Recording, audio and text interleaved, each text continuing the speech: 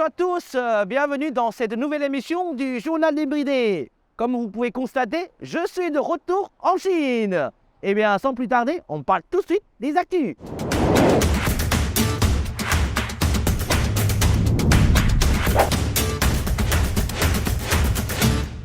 Depuis décembre 2022, beaucoup d'entre vous se demandent « Bon, le Covid en Chine, c'est fini ?» Et c'est vrai que depuis la fin de la politique du zéro Covid en Chine, la vie a pas mal changé. Beaucoup ont été malades en même temps, mais depuis, le pays rouvre progressivement. En février, pendant les vacances du Nouvel An chinois, le tourisme a même retrouvé le niveau de 2019. Et dans la rue, si beaucoup portent encore le masque, dans les faits, il n'est plus obligatoire. Et puisqu'on parle de tourisme, dans certaines régions, les responsables des bureaux de tourisme ont mis le paquet. Beaucoup ont pris l'habitude d'utiliser les réseaux sociaux pour promouvoir leur province et leur région. Mais comment faire le buzz? Certains revêtent des costumes traditionnels des minorités locales, d'autres enfin choisissent carrément des habits du style wuxia. On en a parlé dans une émission précédente. Le tout dans un environnement magnifique. De croire faire rêver. Ça vous dirait de venir visiter? Est-ce un signe que les temps sont durs ou une initiative plutôt écolo? En Chine, recycler devient in. Ici, culturellement, les recycleurs sont souvent mal vus. Et il ne viendra pas à l'esprit de laisser ses meubles et objets sur le trottoir et chacun peut venir se servir comme on peut le faire en France. Mais depuis juin 2022, de nombreuses personnes ont quitté Shanghai, laissant derrière elles de vieux meubles encore en état de service. Mikiko, une jeune Shanghaïenne de 25 ans, a commencé à prendre des photos de ses trouvailles et à les partager sur les réseaux sociaux pour que les intéressés puissent venir les chercher. C'est devenu très populaire parmi les jeunes actifs qui viennent s'installer à Shanghai. Cinéma à présent. Le film The Wandering Earth 2, une préquelle du blockbuster de science-fiction de 2019 du même nom, a rapporté environ 410 millions de dollars. Mais les héros du film, ce sont aussi les machines. Par exemple, le Q-Truck, un camion autonome capable de transporter des personnes ou des produits avec précision, même dans les climats les plus rigoureux.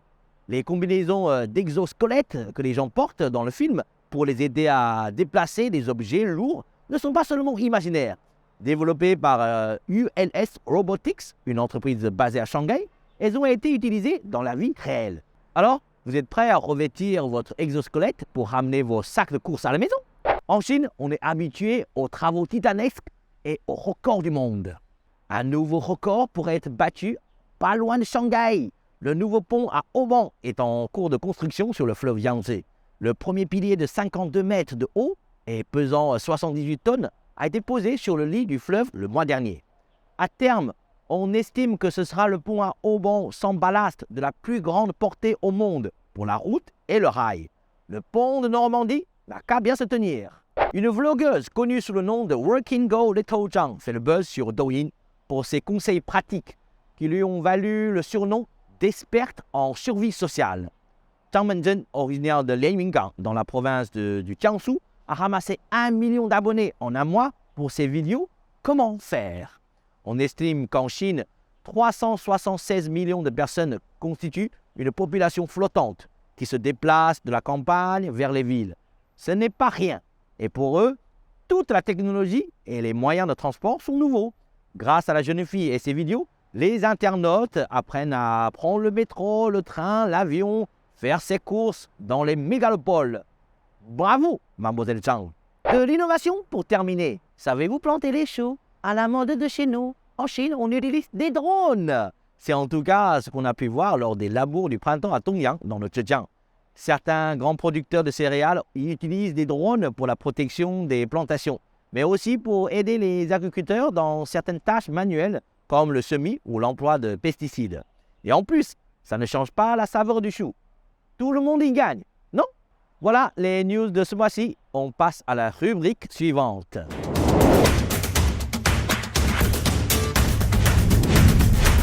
Dans mon seul en scène humoristique intitulé Chronique d'un débridé, l'histoire du dragon qui faisait le coq, coécrit avec mon ami Victor Gilbert, j'explique que la langue chinoise se construit à partir de visions simples et logiques. Chaque caractère est une représentation concrète et on les associe ensemble pour en faire d'autres. Un ordinateur, c'est Dian Nao. littéralement électricité, cerveau. Un avion, c'est feiji, voler, machine. Aujourd'hui, dans Sur le bout de la langue, vous allez apprendre des noms d'animaux en chinois en suivant ce même principe. Vous allez voir, c'est très amusant. Commençons avec des choses simples.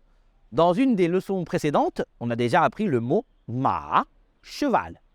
Si je vous dis ma, rivière, ma, cheval, de quel animal s'agit-il?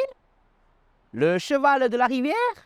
Bingo, c'est l'hippopotame. Certains me diront, waouh, c'est stylé le chinois. Mais pour ce mot, en fait, je ne vous apprends rien, car le mot hippopotame est issu du grec ancien hippopotamos, composé de hippos, cheval, et de potamos, fleuve. Un autre cheval, le mot haima, hai, la mer, le cheval marin. Eh bien oui, c'est l'hippocampe.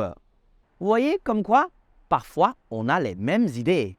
Allez, cette fois-ci, un cheval un peu différent. Pas de mât, pas de taches. Un cheval avec des taches, ça donne quoi? Le zèbre, bien sûr. Celui-là, vous n'allez pas réussir à deviner. Jiao ma, jiao, corne. Un cheval avec des cornes, c'est quoi? Un cerf? Une gazelle? Non, c'est un gnou. J'avoue qu'on a peut-être un problème de perception. Un gnou ressemble plus à un taureau qu'à un cheval. Mais bon, c'est ainsi. On continue avec le trésor national en Chine. Le panda se dit xiongmao. D'ailleurs, on en a déjà parlé dans une leçon précédente sur l'importance de bien prononcer les tons en mandarin. Petite parenthèse, xiongmao, c'est le panda. Xiongmao, c'est les poils du torse. Bref, xiongmao, littéralement, c'est xiong, ours, et mao, chat. En fait, le panda, c'est un peu un ours avec une tête de chat. Pas mal, non? En parlant de la tête de chat, je pense à un autre animal intéressant. Mao tou ying. Mao, on vient juste de le voir, c'est le chat. Tou, la tête. Ying, l'aigle. Alors, vous voyez ce que c'est? Un aigle avec une tête de chat? Vous donnez votre langue au chat? La réponse, c'est le hibou. C'est chouette, non? On a vu tout à l'heure, xiong, c'est l'ours. Maintenant, devinez ce qu'est shu tai xiong. Shu, arbre. Tai, poche, sac. Un ours vivant sur un arbre avec une poche. Alors? Un indice, il se trouve en Australie. Eh oui, c'est le koala. Une autre petite parenthèse, koala, son nom générique, c'est Phascolarctos, dérivé des mots grecs phaskolos, poche, et actos, ours. Voilà, les Grecs sont un peu comme des cousins germains. Parfois, on a les mêmes logiques. Restons en Australie. Savez-vous comment on dit kangourou en chinois? Tai, chou, tai, poche. Je ne sais pas ce qu'ils ont les animaux en Australie. En tout cas, ils en ont plein les poches. Bref, chou, c'est le rat. Donc, le kangourou en chinois, c'est un rat avec des poches. Pas très mignon. Un rat un peu plus marrant. Son chou, son, le pin, l'arbre. C'est bien sûr l'écureuil. On termine avec le raton laveur. Pour cet animal, il y a deux appellations, donc deux visions différentes. Pour vous, c'est avant tout un rat, enfin un petit rat. Alors qu'en chinois, le raton laveur se dit huan xiong. Huan est un mot assez soutenu, signifiant laver. Xiong, c'est l'ours. Et oui, comme vous, on utilise laver. Cependant, à l'inverse de vous, pour nous, c'est avant tout un ours. Enfin, un petit ours. Voilà, c'est tout pour la rubrique sur le bout de la langue de ce mois-ci. J'espère que ça vous a bien amusé. Un peu de devoir. Écrivez les noms français de ces trois animaux dans les commentaires. Hai Bao, Hai, la mer. Bao, léopard.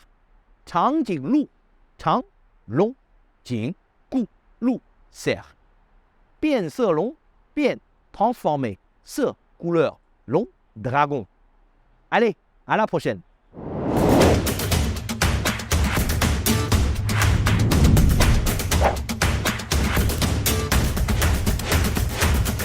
哎，吴老师，你好，你好，你好，欢迎欢迎，谢谢谢谢来，楼上请，楼上请。好，大家好，我是吴立强，我是上海人，今年62岁了。我呢是个美食家，也是个摄影师。在今天呢，我又变成了上海的一个网红。吴老师，你的人生与众不同，可不可以简单跟我们说说你都做过什么工作？我毕业以后呢，我就做了一份钳工，是在机场里边做飞机零部件的。然后呢，我去了杂志社做了一个编辑，然后呢也拍了新闻摄影。后来呢，我又去做广告创意，后来又去做了模特公司的总经理。然后呢，没事做，写歌，自己又开了一场演唱会。然后我又做了一些观念影像的摄影展览。我前几年呢又出了一本摄影集《1991上海》。那么最近呢，我是在做一个网络红人，专门是为了美食方面的一个网络红人，然后自己也写一些文章，做美食评论。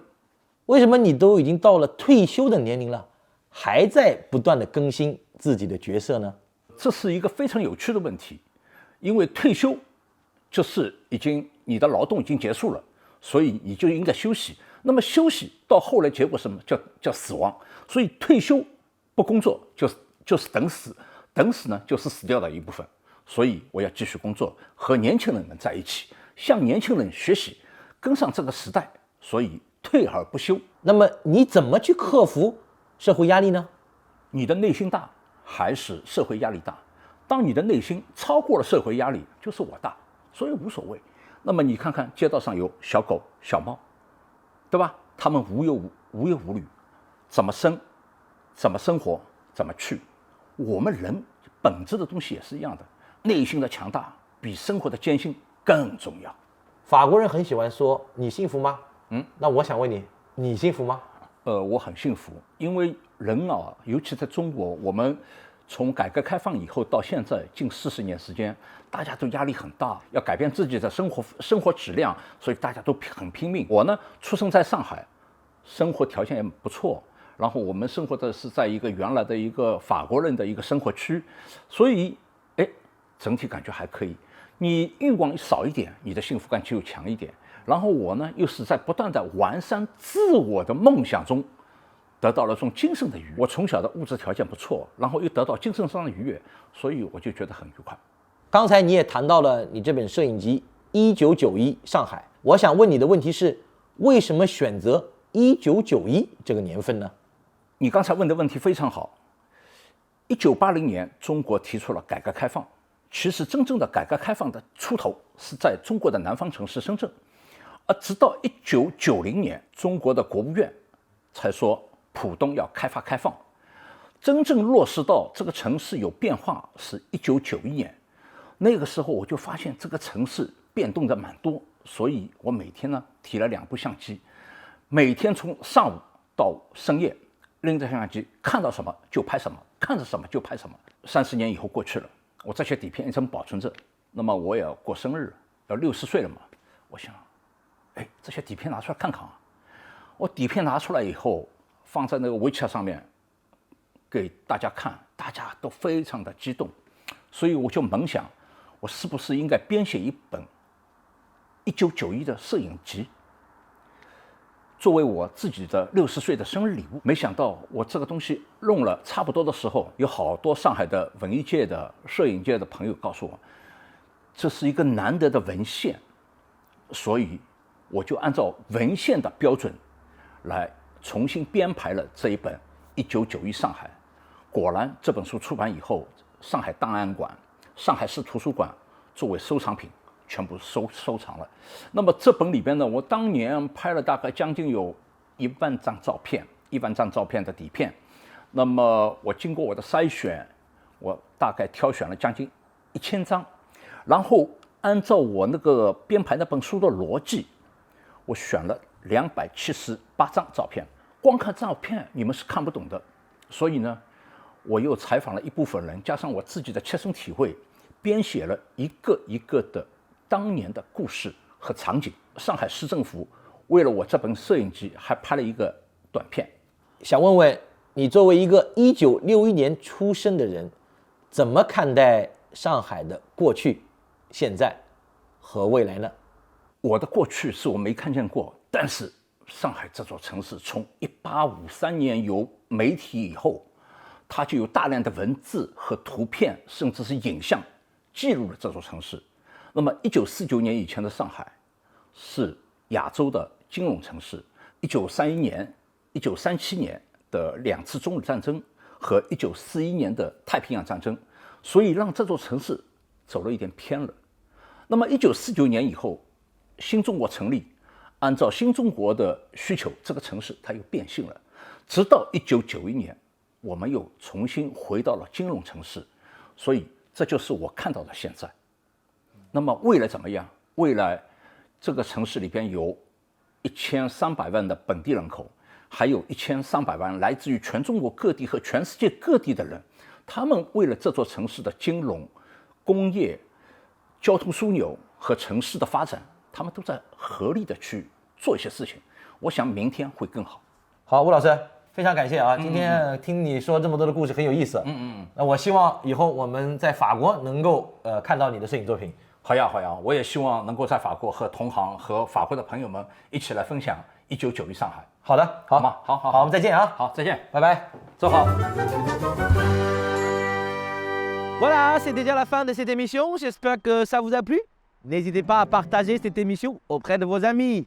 Allez, on se donne rendez-vous pour une prochaine émission le mois prochain. À bientôt.